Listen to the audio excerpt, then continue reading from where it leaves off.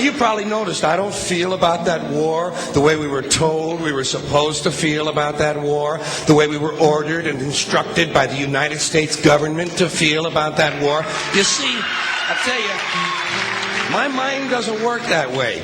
I got this real moron thing I do. It's called thinking.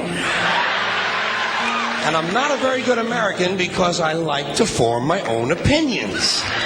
I don't just roll over when I'm told to. Sad to say, most Americans just roll over on command. Not me. I have certain rules I live by. My first rule, I don't believe anything the government tells me. Nothing. Zero. Nope.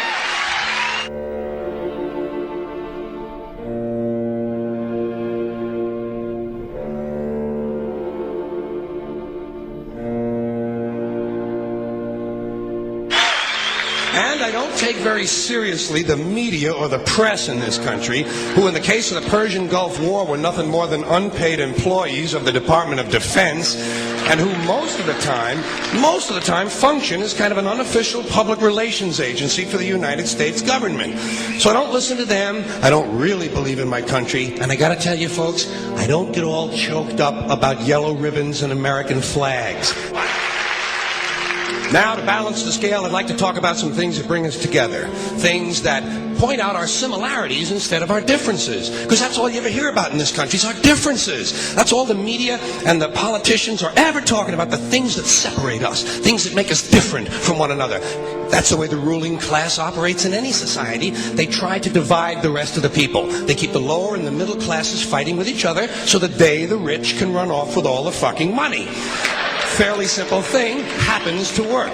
You know, anything different, that's what they're going to talk about. Race, religion, ethnic and national background, jobs, income, education, social status, sexuality, anything you can do, keep us fighting with each other so that they can keep going to the bank.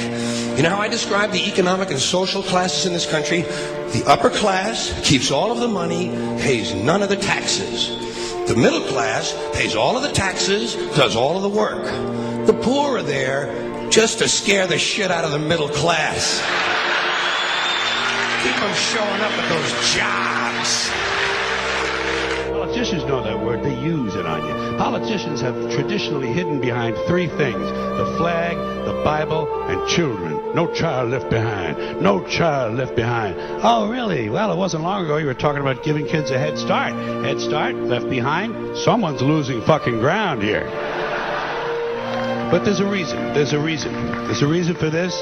There's a reason education sucks, and it's the same reason that it will never, ever, ever be fixed. It's never going to get any better. Don't look for it. Be happy with what you got. Because the owners of this country don't want that. I'm talking about the real owners now. The big, the wealthy, the real owners, the big wealthy business interests that control things and make all the important decisions. Forget the politicians. They're irrelevant. The politicians are put there to give you the idea that you have freedom of choice. You don't. You have no choice. You have owners. They own you. They own everything. They own all the important land. They own and control the corporations. They've long since bought and paid for the Senate, the Congress, the state houses, the city halls. They got the judges in their back pockets, and they own all the big media news, all the big media companies. So they control just about all of the news and information you get to hear. They got you by the balls. They spend billions of dollars every year lobbying to get what they want. Well, we know what they want. They want more for themselves and less for everybody else. But I'll tell you what they don't want. They don't want a population of citizens capable of critical thinking. They don't want well-informed, well-educated people capable of critical thinking. They're not interested in that. That doesn't help them. That's against their interest. That's right. You know something? They don't want people who are smart enough to sit around the kitchen table and figure out how badly they're getting fucked by a system that threw them overboard 30 fucking years ago.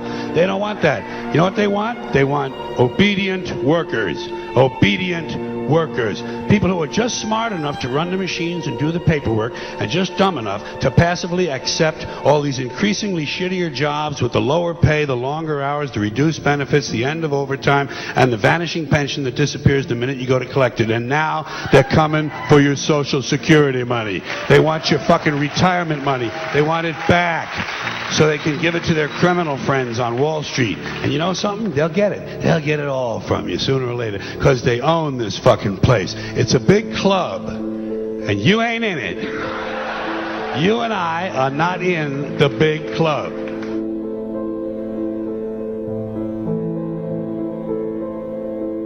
The greatest form of control is where you think you're free when you're being fundamentally manipulated and dictated to.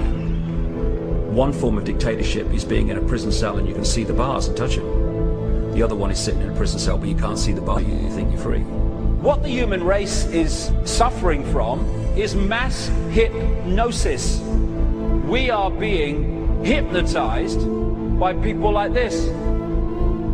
Newsreaders, politicians, teachers, lecturers. We are in a country and in a world that is being run by unbelievably sick people. The chasm between what we're told is going on and what is really going on is absolutely enormous. The greatest hypnotist on planet Earth is a oblong box in the corner of the room. It is constantly telling us what to believe is real. Historically, the control and manipulation of political opinion has been the Freemasons' main weapon in gaining control of countries and states. Once in control of the rulers and politicians of a country, laws and political structures could be changed in accordance with their agenda. However, since restricting the body does not necessarily mean restricting the mind, the Freemason recognizes that their plan for a global government hinges completely on subduing the masses to their agenda, and thus eliminating opposition to their cause. And the greatest threat to their plan, posing more danger than any army or law, is the threat of a free-thinking mind. In order to eliminate this threat and to achieve their objective, the Masons have set about the boldest plan ever devised: the complete control of every aspect of human life, your life. And the weapons they are using against you are in your very homes, entertaining you and your children, and gradually indoctrinating you without you even realizing.